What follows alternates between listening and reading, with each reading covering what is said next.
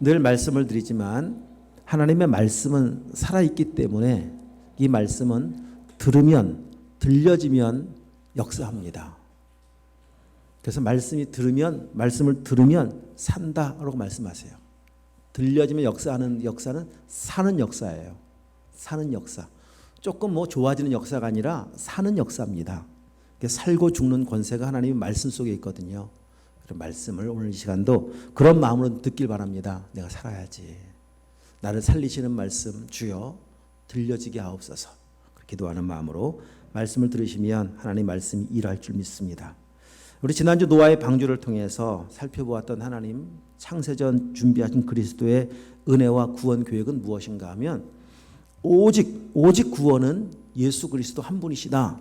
이런 내용을 살펴보았습니다. 당시에 많은 배가 있었어도 그 홍수를 피하여서 마지막 남을 수 있는 방주, 어떤 배를 타야 구원을 받을 수 있는가 하면 하나님께서 노아에게 말씀하신 그 방주밖에 없습니다. 다른 배는 안 됩니다. 방주에 많은 문이 있는 것이 아니었습니다. 방주의 문은 하나밖에 없습니다. 들어갈 수 있는 문은 하나밖에 없습니다. 하나.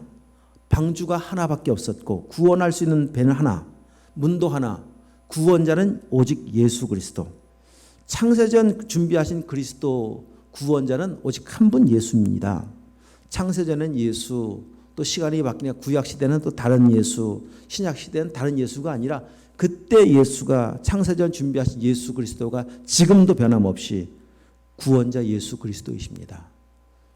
이스라엘에서만 예수님의 구원이 아니고 한국에서는 다른 예수가 필요한 것이 아니라 민족을 초월하여 어느 민족에 살든 어느 지역에 살든 어느 시대에 살았던 구원자는 딱 한 분 예수 그리스도밖에 없습니다.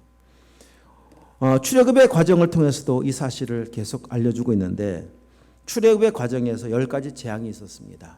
하나님이 원하시는 계획은 재앙이 아니라 표징이 되는 겁니다. 재앙과 표징의 차이는 무엇인가? 어떤 사건을 통해서 하나님을 만나게 되어지면 하나님을 믿는 믿음이 되면 그 사건은 표징입니다. 그런데 사건이 하나님을 만나지 못하게 되어지면 그냥 재앙으로 끝나고 맙니다. 아무리 큰 아픔을 당했어도 아무리 큰 고통을 당했어도 실패를 겪었어도 오히려 그 실패와 고통의 시간이 하나님을 만나는 기회가 되었다면 그 실패는 표징이 되겠지만 반대로 의외로 좋은 일이 내 인생 속에 찾아왔고 그 일이 오히려 하나님과 멀어지는 기회가 되었다면 그 좋은 일은 재앙입니다. 이게 재앙과 표징의 차이입니다. 하나님 우리의 삶에 만나게 되어지는 모든 일, 사건, 예기치 못한 문제들 하나님은 다 그 모든 것이 다 표징되길 원하셔서 주시는 것이지 우리를 괴롭게 하려고 주시는 거 아닙니다. 어떤 사람에게는 의외로 좋은 일을 만나게 하심으로 믿음으로 세워지길 원하시는 하나님이 계시기도 하고 어떤 분은 고난을 주어야만 하나님께 참 겸손해지는 분이 계시거든요. 그분에게는 고난이 표징되어서 하나님 앞에 서기 원하시는 거예요. 어떤 일이든 하나님은 다 믿음되고 표징되길 원하시는 하나님이십니다. 이스라엘 백성들에게 이 애굽 땅에서 내려놓으신 10가지 사건을 통해서 하나님께서 말씀해 주시고자 하시는 의미 바로 이런 겁니다. 자, 우리 오늘 본문 속에 13절 말씀을 보시면 12절 말씀을 보시면 뒷부분에 이런 말씀이 있죠. 애굽의 모든 신을 내가 심판하리라. 10가지 재앙은 애굽 사람들이 당시에 믿고 있었던 신들이었습니다. 그냥 나타난 사건들이 아니라 신들에 대한 심판이었습니다. 이 사실을 통해서 하나님은 무엇을 알려주고 있는 건가 하면 이 세상의 신은 결코 의지할 신이 아니다. 이 세상에는 결코 위기를 만날 때 도와줄 수 있는 어떤 신이 없다. 10가지 재앙을 지나가면서 누가 도와주던가요? 어떤 신이 건져주던가요? 어떤 사람이 건져줄 수 있었습니까? 바로라는 강력한 권력이 건져줄 수가 있었겠습니까? 아니면 그들이 겉으로 믿고 있었던 신들이 건져줄 수가 있었겠습니까? 그 누구도 그 어떤 것으로도 구원받을 수 없었다라고 하는 것을 알 수가 있습니다. 참 그럼에도 불구하고 그 10가지 재앙을 하나하나 지나가면서 인간의 어리석음이 무엇인가를 또 발견케 되었습니다. 못 깨닫습니다. 못 깨닫는 게 문제입니다. 지금 왜 이 문제가 생겼을까? 하나님밖에 없구나. 여기로 가야 되는데 못 깨닫습니다. 그래서 계속 고난을 당하고 또 당하고 또 당하고 또 당합니다. 이 죄의 특징은 무엇인가 하면 무감각해지는 겁니다. 감각을 잃어버립니다. 성경에 등장하는, 복음서에 등장하는 아주 대표적인 질병이 몇 가지가 있는데 그 중에 하나가 문둥병이잖아요. 문둥병. 문둥병은요, 손에서 마디가 떨어져 나가도 감각을 못 느낍니다. 뜨거운 물에 손을 집어넣어도 감각을 못 느낍니다. 이게 문둥병입니다. 감각을 못 느끼는 것. 이게 죄입니다. 죄. 깨닫지 못하는 것. 엄청난 재앙이 지금 매일 쏟아부어지고 있거든요. 온 땅이 초토화되어져 가는데도 불구하고 깨닫지를 못합니다. 회개를 할 줄 모릅니다. 문제가 생기면은요, 잠시 좀 뭔가 좀 달라지는 것처럼 보이다가 금방 다시 원래대로 돌아가는데, 자, 8장 한번 가보겠습니다. 앞으로 8장 가셔서 보십시다.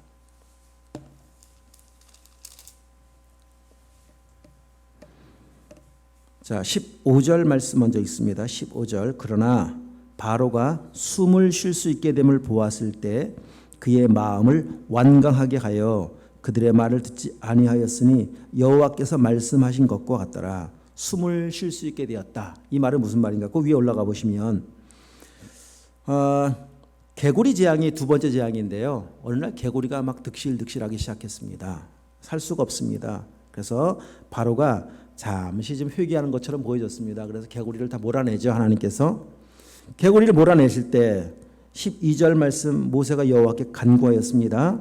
그러자 13절 말씀, 여호와께서 모세의 말대로 하시니 개구리가 집과 마당과 밭에서부터 나와서 죽었다. 참 재밌습니다. 하나님이 하시면 그렇습니다. 여러분, 그냥 구석구석에서 죽으면 안 되는데 어떻게 다 개구리가 기어 나와가지고서 한 군데서 죽어요. 그래서 14절 말씀 보니까 사람들이 모았습니다. 무더기로 쌓았습니다. 그냥 집집마다 마당마다 그냥 개구리 무더기가 수북수북합니다. 그러니까 뜨거운 날씨에서 죽은 개구리가 썩기 시작하잖아요. 냄새가 막 진동을 하죠. 냄새가 너무 심해서 숨을 쉴 수가 없었습니다. 한동안. 그런데 그런 상황 속에 있다가 15절 말씀이에요. 그러다가 숨을 조금 쉴 수 있게 되어지자 시간이 지나면서 다 말라버리고 이제 좀 공기가 어느 정도 좋아지게 되었을 때 조금 환경 나아지니까 어떻다고요? 다시 완악해져요. 이게 반복된 모습이었습니다. 못 깨닫습니다. 참 죄인의 인생으로 살아가는 것이 얼마나 미련한가를 보여주는 것이 10가지 재앙의 과정을 통해서 보여준 내용이었습니다. 못 깨닫습니다. 아무리 큰 고통을 당해도 못 깨닫습니다. 그러다가 언제까지 가느냐? 진짜 말 그대로 갈 때까지 가요. 그 갈 때까지가 언제인지 아십니까? 죽어 나갈 때까지예요. 그게 10번째 재앙이잖아요. 집안에서 곡소리가 나야 두 손 두 발 듭니다. 장자가 죽어 나야 그 시신을 바라보면서 그때 두 손 두 발 듭니다. 얼마나 인간이 미련한가. 이사야 48장 4절 말씀에 보면은요, 내가 알거니와 너는 완고한데 목이 쇠의 힘줄 같고 내 이마는 노시라. 내 이마는 철판이다. 이렇게 말씀하십니다. 잠언 27장 22절. 미련한 자를, 그 어리석은 자를 곡물과 함께 절구에 넣고 공이로 찌을지라도 그 미련은 벗겨지지 아니하느니라. 참 미련하면 그렇습니다. 이것이 죄고 이것이 사단 마귀의 실체입니다. 마귀는요, 이 세상에서 감동받는 일이 없습니다. 머리가 다 깨져도요, 마귀는 회개를 하지 않습니다. 아니, 회개할 줄 모릅니다. 사단에게는요, 회개라는 개념이 없습니다. 요즘 묵상하는 예레미야를 통해서 참 이스라엘 백성들의 그 어리석음을 볼 수 있지 않습니까? 범죄하고 있는 그들 가운데 하나님 계속 말씀하시는 내용이 너희가 그렇게 나가다가 다 죽는다. 심판을 당해서 얼마나 큰 고통을 당할 줄 아느냐? 경고하면서 하나님께서 주시는 메시지는 뭡니까? 핵심이 뭡니까? 내게로 와라. 회개하고 내게로 돌아오면 내가 용서해 주마. 이게 메시지의 핵심입니다. 선지서 메시지의 핵심입니다. 그런데 이 백성들은 어떻게 반응합니까? 죄에 그냥 찌들어버리고 물들어버린 백성들은요, 깨닫지를 못합니다. 회개할 생각은커녕 하나님 말씀 우습게 여길 뿐더러 짜증난다는 겁니다. 귀찮다는 겁니다. 자꾸 그러냐. 내 마음대로 살겠다고 하는데 자꾸 말씀하느냐. 귀찮게. 그러다 결국 민족의 멸망을 하게 되어지는 엄청난 고통과 함께 멸망케 되어지는 일이 발생되지 않습니까? 말씀을 준비하고 또 묵상하면서 그런 생각이 들었습니다. 참 회개한다라고 하는 것이 얼마나 큰 기적인지 모르겠다. 회개. 그냥 좀 잘못한 것에 대해서 양심의 가책 느껴서 이러면 안 되는데 이런 정도 말고요. 내가 존재가 죄인이기 때문에 하나님의 은혜가 필요한 사람입니다 라고 하는 사실을 인정하는 것, 저는 하나님의 은혜 아니면 살 수가 없습니다 라고 하는 그 믿음의 겸손함을 서는 것, 이게 회개라고 말하는 거죠. 회개. 그 방향 자체를 돌려버린 것, 어디를 향해서 사망으로 달려가던 멸망의 바다를 향해 달려가고 있었던 우리들이었었는데 하나님 앞에 삶을 유턴하여 돌아오게 되어진 것, 회개라고 말을 합니다. 여러분 정말 회개하셨습니까? 회개하셨다면 은혜입니다. 기적입니다. 내가 내 능력으로 회개한 것이 아닙니다. 우리 할 수가 없습니다. 다 깨지도 못하는 게 회개입니다. 보십시오. 이스라엘 백성들, 애굽의 사람들을 보십시오. 완전히 초토화돼도 못하는 것이 회개입니다. 회개는 성령께서 강권적으로 역사하셔야 돼요. 감동케 하셔야 합니다. 이런 회개하는 은혜가 있길 축복합니다. 참 회개하는 자에게 주시는 은혜가 있습니다. 주여, 우리의 무감각함이, 이 강팍한 마음이 깨어져서 주님의 은혜를 힘입게 하옵소서. 여러분, 이런 은혜가 오늘 이 아침에 있길 축복합니다. 자, 이렇게 미련한 사람들에게 남겨놓은 마지막 10번째 재앙이 이제 장자가 죽는 재앙입니다. 하나님은 죽이기 전에 살리는 방법을 알려주세요. 이 복음 아닙니까? 복음. 이전에도 그랬었습니다. 이전에 10가지 재앙이 지나오는 과정 속에서도 똑같았었습니다. 만약에 목숨과 관련된 문제라면요, 살 방법 알려주셨어요. 자, 살 수 있는 방법이, 오늘 복음이 그 내용이거든요. 살 수 있는 방법. 자, 오늘 보십시오. 12장 다시 와서 보시면 구원을 위한 하나님의 완벽한 대안은 첫 번째, 양을 잡으라. 3절 말씀입니다. 양을 잡으라. 그리고 그 양의 피를 바르라. 7절 말씀, 양을 잡고 양을 먹을 집 좌우 문설주 임방에 바르라. 그러면 하나님의 심판이 임하게 되어지는 그날, 그 밤에 하나님께서 가정마다 신방을 하시는데, 죽음의 사자가 신방을 하시는데, 그때 어느 집에 재앙이 피해가는가 하면 그 피가 발려진 집입니다. 바로의 집, 바로의 왕궁 얼마나 견고했습니까? 튼튼했습니까? 거기는 수없이 많은 경비병들이 지키고 있습니다.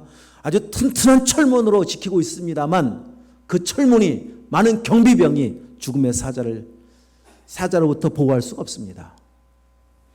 그 유명세를 타고 있는 어떤 집이, 어떤 사람이 그 집에 붙어있는 명패, 저 사람은 세상에 대단한 사람이구나, 그것이 그를 죽음으로부터 보호할 수가 없었습니다. 오직 허름한 집, 다 쓰러져가는 집, 그 집이라 할지라도 믿음으로 양을 잡고 그 피를 바른 그 집에 들어가야만 죽음의 사자가 피해갑니다. 그것이 하나님이 정해놓은 구원의 방법이었습니다. 오직 이 사실을 통해 알려주시는 것은 오직 어린 양의 피, 양과 염소나 양, 이 피로만 구원하신 하나님, 오직 예수 그리스도로만 구원하신 하나님. 여러분, 다른 것으로는 안 됩니다. 다른 동물 잡아도 안 됩니다. 피 색깔은 똑같다고 하나님 속지 않습니다. 오직 말씀대로, 그 말은 오직 예수 그리스도만 유일한 구원이심을 다시 또 알려주고 계신 거예요. 자, 그러면 이제 이 6월절 어린 양 사건을 통해서 우리에게 허락해 주신 구원, 또 구원 이후의 삶에 대해서 정확히 알아야 할 몇 가지 원리가 있습니다. 첫 번째, 구원을 받기 위해서 하나님께서 확인하시는 것은 무엇인가? 믿음입니다. 믿음. 그래서 믿음으로만 구원을 받는데, 믿음이라고 하는 것은 무엇인가? 말씀대로 순종하는 것을 믿음이라고 말을 합니다. 9가지 재앙을 지나가면서 믿음이 생긴 사람들은 말씀대로 순종을 합니다. 그러면 말씀대로 순종하는 것은 무엇인가? 자, 오늘 말씀도 눈으로 보십시오. 양을 잡아라. 5절 말씀, 어린 양은 흠없고 1년 된 수컷으로 잡아라. 그런데 양이나 염소 상관없다. 양이나 염소는 상관이 없다. 이게 말씀이잖아요. 말씀. 1년 된 수컷. 자, 1년 된 암컷 될까 안 될까요? 안 됩니다. 이거 말씀입니다. 2년 된 거는요? 안 됩니다. 그냥 말씀대로 순종하는 것을 믿음이라고 말하는 거예요. 9가지 과정을 지나가면서 믿음 생긴 사람들은 말씀대로 순종합니다. 말씀대로 해야 사는 거구나. 이 원리를 배우는 거예요. 그럼 순종하는 것. 믿음은 다시 말씀드립니다. 믿음은 말씀대로 순종하는 것을 믿음이라고 말을 하지, 말씀대로 순종해야 하는 원리를 아는 것을 믿음이라고 말하지 않아요.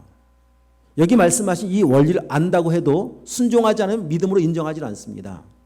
그래서 행함이 없는 믿음은 그냥 죽은 겁니다. 그건 믿음이 아닙니다. 두 번째 원리가 있습니다. 자, 사단은 십자가 앞에서 아무 힘을 쓸 수가 없구나. 사단의 세력을 무기력하게 만드는 방법은 오직 십자가의 죽음밖에 없다라고 하는 사실을 보여줍니다. 바로가 언제 마지막 두 손 딱 들고 다 데려가라. 언제 그랬어요? 10번째 재앙. 10번째 재앙의 핵심이 뭐예요? 십자가 예수 그리스도 아닙니까? 9가지 지나오는 동안 초토화됐습니다. 거긴 기적이 계속 나타났습니다. 그 기적이 바로의 두 손 두 발을 들게 만든 거 아니에요. 마귀를 초토화시키게 만든 것은 세상에서 경험하는 기적이 아니라 십자가밖에 없음을 보여주고 알려주고 있습니다. 여러분, 마귀가 이 세상 지식, 명예, 권력, 돈에 눈 하나 꿈쩍하겠습니까? 마귀는 꿈쩍도 하지 않습니다. 오직 마귀를 짓밟고 마귀로부터 승리할 수 있는, 죄로부터 승리할 수 있는 비결은 십자가 예수 그리스도밖에 없습니다. 죽음밖에 없습니다. 예수님께서 다른 방법으로 승리하실 수 있으셨다면 굳이 십자가 지셨겠습니까? 다른 방법으로 행하셨겠죠. 그러나 하나님께서 창세전 정하신 승리의 유일한 비결, 창세전 준비하신 그리스도의 승리는 십자가를 통한 승리입니다. 그래서 십자가로 승리하신 겁니다. 여러분, 우리가 마찬가지입니다. 이 땅에 살면서 죄로부터 승리하는 방법, 마귀로부터 승리하는 방법은 여기 십자가밖에 없습니다. 내가 죽는 것밖에 없습니다. 죽어야 사는 거예요. 연약할 때, 때로는 힘든 문제가 내 앞에 딱 왔었을 때, 때로는 어떤 죄의 유혹이 왔었을 때 십자가로 나가셔야 돼요. 거기서 선포하셔야 돼요. 나는 죽었지. 저는 그리스도와 함께 죽은 사람입니다. 여러분, 이 사실로 선포하시면서 나갈 때만 승리할 수 있습니다. 세 번째, 출애굽 사건은 단지 하나님께서 계획하신 사건은 단지 애굽에서 건져주는 것만이 목적이 아닙니다. 자, 말씀하신 대로 양을 잡아 피를 바르고 그 집에 들어가 있으면 살아요. 그런데 죽음의 사자가 지나가서 그것 분명합니다. 반드시 삽니다. 근데 하나님께서 원하시는 것은 몸이 사는 것이 하나님의 목적이 아니라 영혼이 구원받는 거예요. 자, 여러분, 질문할 테니까 한번 잘 들어보세요. 여기에 분명히 말씀하신 것은 장자가 죽는다 이렇게 말씀하셨죠. 사람이든 짐승이든 처음 나는 것이 다 죽는다. 장자가 살려면은 피가 발려진 집에 들어가면 산다. 이제 이게 내용이 핵심 내용입니다. 그러면 둘째, 장자가 아닌 둘째, 그 집에 안 들어가 있었어요. 친구들하고 노느라고 집에 미처 못 들어왔습니다. 그리고 저 길거리를 헤매다가 그냥 밤이 다 지나갔어요. 둘째가 살았을까요? 죽었을까요? 둘째입니다. 둘째. 살았을까요? 죽었을까요? 살았죠. 아유, 잘 이해하셨어요. 맞아요. 장자만에게 해당되는 거거든요. 장자는 나가 있으면 죽어요. 장자는 반드시. 그런데 하나님의 계획하신 뜻은 3절 다시 보십시오. 3절. 자, 너희는 시작. 너희는 이스라엘 온 회중에게 말하여 이르라. 이달 열흘에 너희 각자가 어린 양을 잡을지니 각 가족대로 그 식구를 위하여 어린 양을 잡으라. 취하라. 자, 그러면 이 가족대로 가는 말은 집에 여러분 식구가 5분 계신 가족은 5명이 각자 양 한 마리씩 잡아야 되느냐? 그런 의미가 아닙니다. 양은 한 마리만 잡으면 되지만은 이 양을 잡으면서 나도 살아야 될 사람입니다 라고 하는 것은 장자만에게 적용시키는 것이 아니라 둘째도 마찬가지고 셋째도 마찬가지고 저도 양이 필요합니다. 저도 예수님이 필요합니다. 함께 그런 마음으로 양을 잡으라는 거예요. 그래서 자, 양을 잡든 안 잡든 둘째는 죽음과 해당이 안 되지만은 둘째도 마찬가지로 양 잡은 그 집에 들어와서 양을 잡을 때 저 양이 저를 대신하여 죽습니다. 저 양은 장차 오실 예수 그리스도이신데 예수 그리스도께서 저 때문에 죽으시는 분이시고 저는 예수님 때문에 삽니다 라는 믿음으로 양을 취하고 믿음으로 그 집에 들어가서 믿음으로 구원받기 원하시는 것이 하나님의 뜻입니다. 그러면 자, 많은 사람들이 애굽에서 나오게 되어지는데 그 나온 사람 중에는 진짜 이 원리대로 구원받은 사람이 있고 그냥 몸만 살아나온 사람이 있어요. 빠져나온 사람이 있어요. 그걸 구출이라고 말합니다. 구출. 애굽에서 구출, 몸만 빠져나온 사람. 두 부류의 사람이 지금 함께 애굽에서 나왔어요. 잘하는 질문이지만 답이겠지만 한번 여러분 대답해 보십시오. 구원받은 사람이 많았을까요? 구출받은 사람이 많았을까요? 그렇죠. 진짜 구원받은 사람이 많아야 하는데 안타깝게도 구출받은 사람이 많아요. 몸만 빠져나온 사람이 많아요. 그러면 구원받은 사람과 구출을 받은 사람의 차이가 어디서 나타나느냐? 처음 애굽을 쫙 빠져나올 땐 잘 모릅니다. 저 사람이 구원받은 사람인지 구출받은 사람인지 잘 몰라요. 근데 어디서 드러나요? 홍해를 딱 만나니까 거기서 금방 드러나요. 구출받은 사람들은요, 홍해 딱 만나니까 앞에 홍해가 있고 뒤에는 애굽의 군대가 쫓아오는 위기죠. 위기. 사면초가. 구출받은 사람은요, 자, 여기 14장 한번 가보세요. 14장. 어떻게 반응하는가를 보십시다. 자, 11절 읽어봅니다. 시작. 그들이 또 모세에게 이르되 애굽에 매장지가 없어서 당신이 우리를 이끌어내어 이 광야에서 죽게 하느냐? 어찌하여 당신이 우리를 애굽에서 이끌어내어 우리에게 이같이 하느냐? 12절도요. 우리가 애굽에서 당신에게 이른 말이 이것이 아니냐 이르기를 우리를 내버려두라. 우리가 애굽 사람을 섬길 것이라 하지 아니하더냐? 애굽 사람을 섬기는 것이 광야에서 죽는 것보다 낫겠노라. 구원받은 사람이 말일까요? 아닙니다. 구출받은 사람들이 구출. 몸만 빠져나온 사람들. 구원받은 사람 어떻게 말을 하느냐? 13절입니다. 13절 시작. 모세가 백성에게 이르되 너희는 두려워하지 말고 가만히 서서 여호와께서 오늘 너희를 위하여 행하시는 구원을 보라. 너희가 오늘 본 애굽 사람을 영원히 다시는 보지 못하리라. 14절도요. 여호와께서 너희를 위하여 싸우시리니 너희는 가만히 있을지니라. 아멘. 이 고백은 구원받은 사람만 할 수 있어요. 말다시피 애굽의 홍해가 갈라졌습니다. 다 빠져나왔습니다. 그런 다음에 15장에 와서 보면 엄청 큰 찬송을 부릅니다. 15장의 찬송. 홍해를 빠져나온 뒤에 찬송 부르는 거는요, 구원을 받든 구출받든 다 할 수 있어요. 굳이 교회를 안 다녀도 해요. 이런 것은. 교회 안 다니는 사람들도요, 엄청 큰 진짜 막 대박 사건을 만나면 갑자기 로또가 딱 당첨되면 그냥 할렐루야입니다. 할렐루야. 교회도 안 다니면서. 그거 누가 못해요. 그건 찬송은. 그러나 진짜 하나님께서 원하시는 찬송이 그런 찬송일까요? 로또 당첨된 뒤에야만 찬송하는 찬송일까요? 아닙니다. 구원받은 사람이 부르는 찬송은요, 지금 모세와 같이 두려워하지 말아라. 하나님이 지금 우리와 함께하고 있지 않느냐. 하나님께서 놀라운 일을 행하실 것이라고 하는 사실을 믿고 고백하고 인정하는 이 찬송, 이게 구원받은 사람의 찬송입니다. 구원받은 사람만 찬송할 수 있습니다. 이런 찬송을. 여러분 어떤 찬송하고 계십니까? 요즘에 찬송하고 계십니까? 찬송하며 살고 계십니까? 나 같은 죄인 구원하신 하나님 때문에.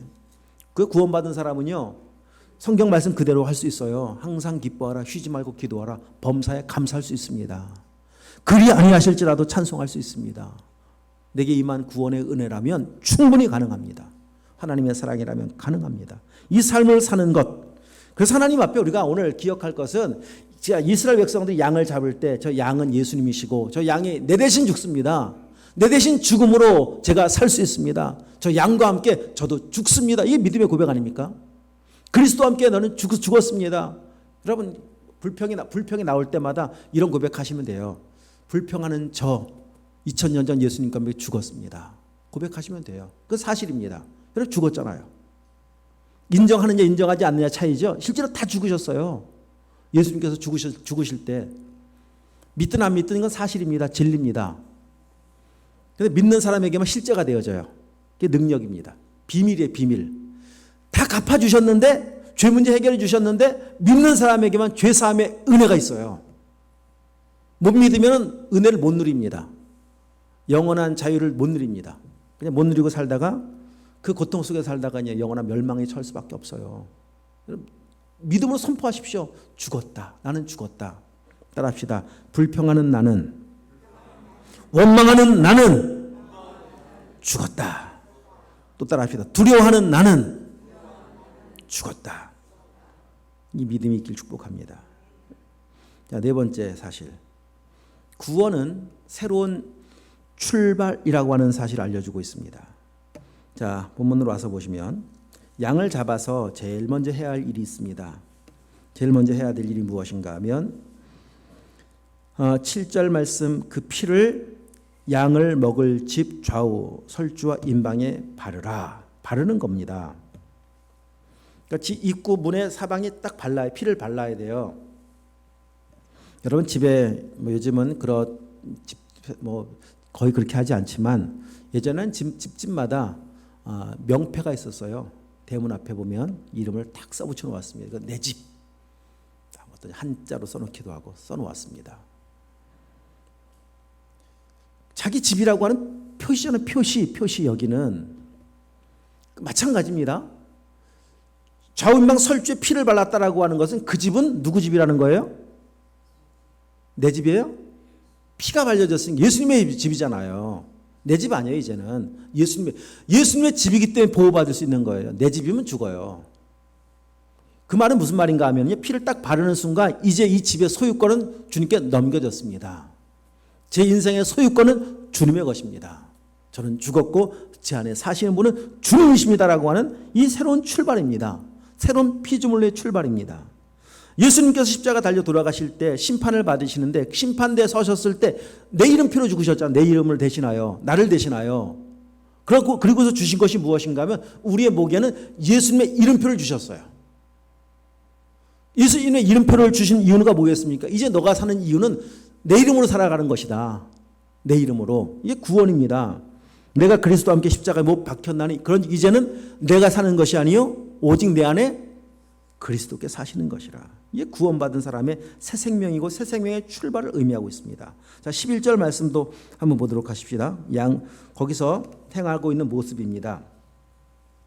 자, 시작. 너희는 그것을 이렇게 먹을지니 허리에 띠를 띠고 발에 신을 신고 손에 지팡이를 잡고 급히 먹으라. 이것이 너희의 유월절이니라. 아멘. 떠나라는 겁니다.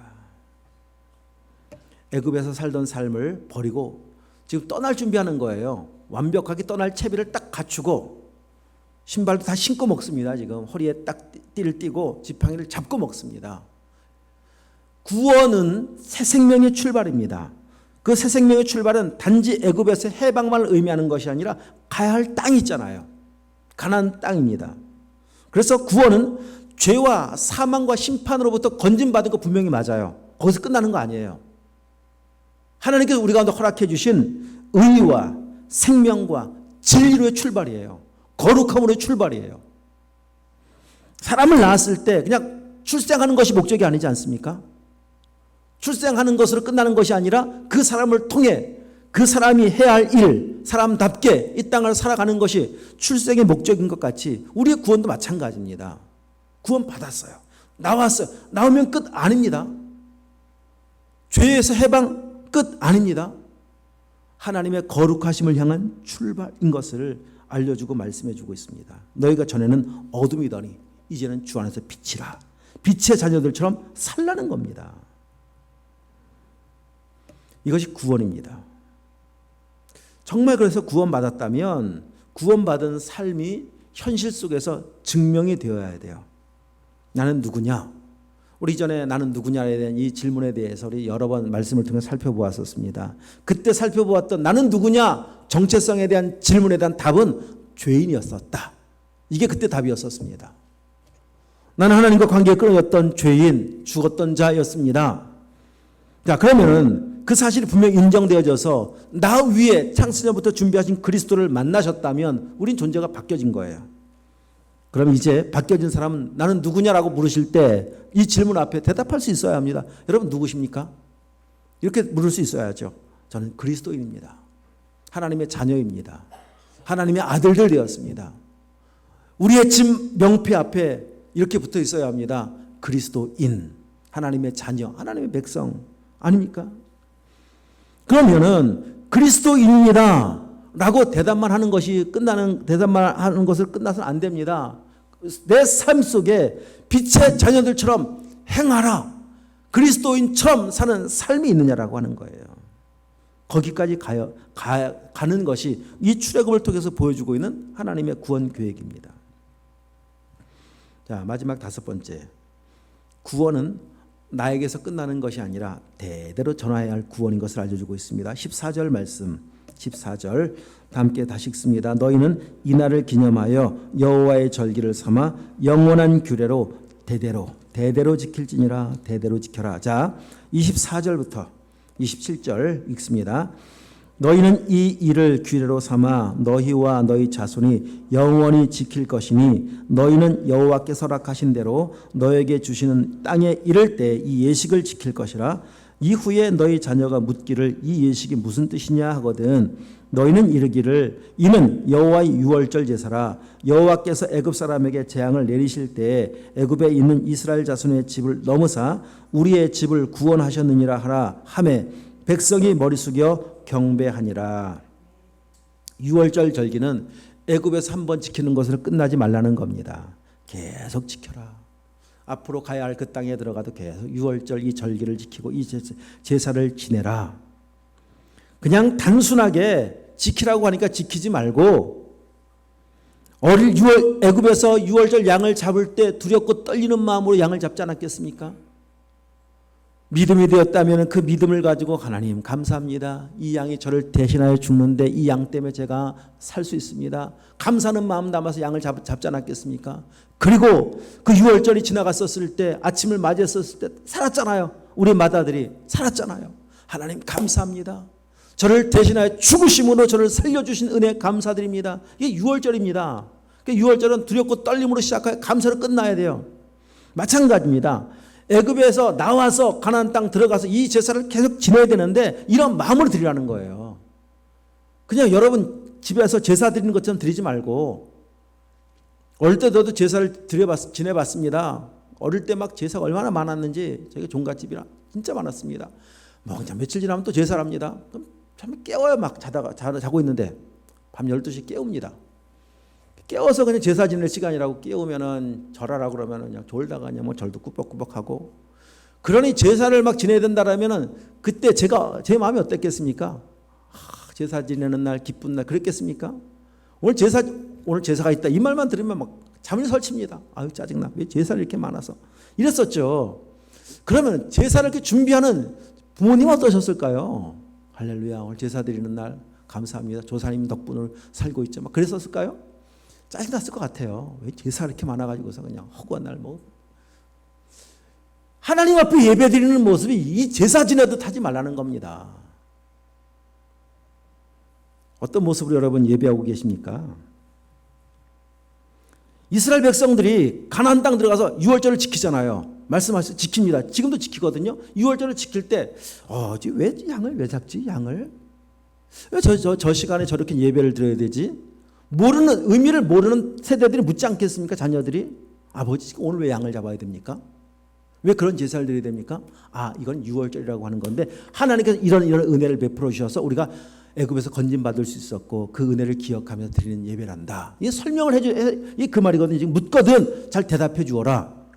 대답해 주고 있는 그 대답하는 부모님이 두렵고 떨림으로 은혜된 감격과 감동이 남아 있어서 아들아 이런 은혜를 입고 우리가 살고 있단다. 그 은혜를 전하고 복음을 전하는 시간이 돼야 되잖아. 복음. 우리가 구원받을 수 있는 방법은 예수님밖에 없단다. 복음을 전하는 시간이 되면은 가정이 대대로 은혜가 복음이 생명이 흘러갈 텐데 그럼 만약에 생각해 보십시오. 양을 잡는 부모가 막 매년 해야 되는 의례 행사처럼 명절을 맞이하는 그 어떤 며느리처럼 그냥 막 못내 그냥 뭐 시댁 가는 그 괴로움, 양 잡는 괴로움, 짜증, 이 불만, 원망 가득해서 왜 잡아야 돼요? 이런 일이 있었어 과거에. 짜증나 묻지 마. 근데 왜 하시지 저거를 짜증나는데? 그렇지 않겠습니까? 난 나중에 하지 말아야 되겠다. 짜증나는 거구나. 그러지 않겠습니까? 그 흘러가겠습니까 생명이? 짜증나는 일을 왜 계속해요? 귀찮은 일을 왜 계속해요? 여러분 어떻습니까? 어떤 모습으로 지금 예배를 하고 계십니까? 어떤 마음으로 하나님 옆에 나오셨습니까? 구원의 은혜와 그 충만함은 오늘 예배하는 태도와 깊은 연관성이 있어요. 은혜가 임하면 임할수록 하나님 예배하는 태도가 달라져요.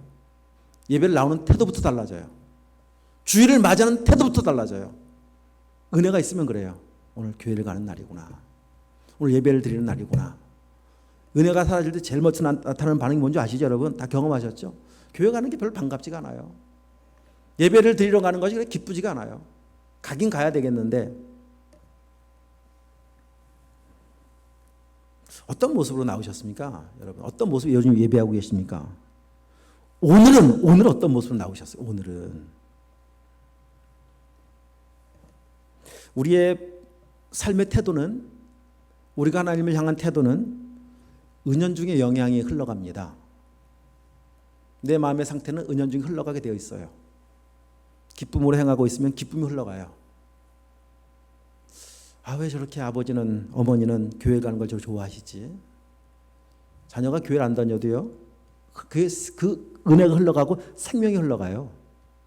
만약에 반대라면 억지로 저런 걸 보면 교회는 별로 가면 선한 것이 없나 보다.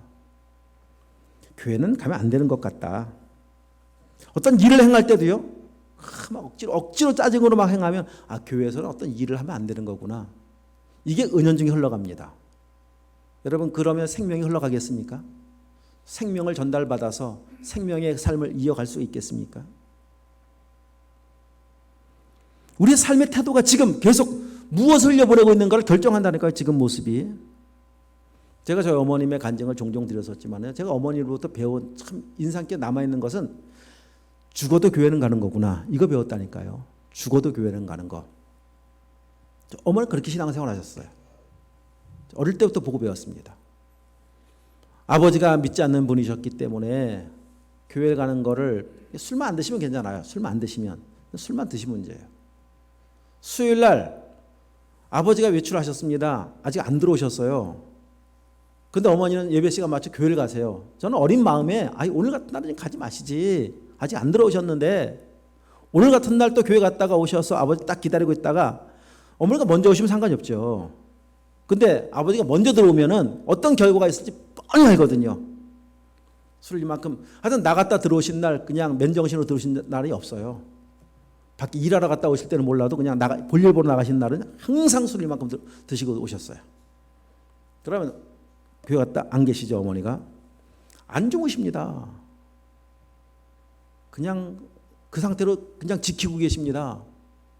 그러다가 들어오시면은 성경책 가방 꺼내서 성경책을 찢기 시작하고, 지게나무로 그냥 구탈하기 시작하고. 근데도요, 그거 모르셨을까요? 저 어머니가 그런 일이 생길 거? 한두 번 겪었습니까? 저도 어릴 때 수없이 봤는데. 근데도 수요일날 가시는 거예요, 교회를. 그 다음날 새벽이면 찢어진 성경책 다시 주섬주섬해서 다시 또 새벽 예배 가세요. 그 맞은 몸으로 걸어서 저 먼 거리를. 어릴 때 이게 그냥 각인되어 있었어요. 교회는 가는 거구나. 맞아 죽더라도 교회는 가는 거구나. 제가 그거 배웠어요.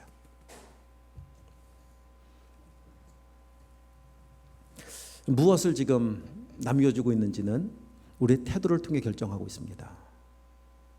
말로가 아니에요. 삶으로예요. 우리 태도로예요. 6월절 어린 양의 그 은혜, 그 놀라운 역사하심이 오늘 우리 마음껏 다시 새겨지길 축복합니다. 다른 것은 안 됩니다. 그 은혜가 있어야 돼요. 은혜가 내 속에서 흘러 넘치기 시작해야 내 삶으로 나타나는 예배를 드리는 태도든지, 삶을 살아가는 모습이든지, 어떤 문제를 만났을 때 반응하는 모습이든지, 은혜가 있으면 다르거든요.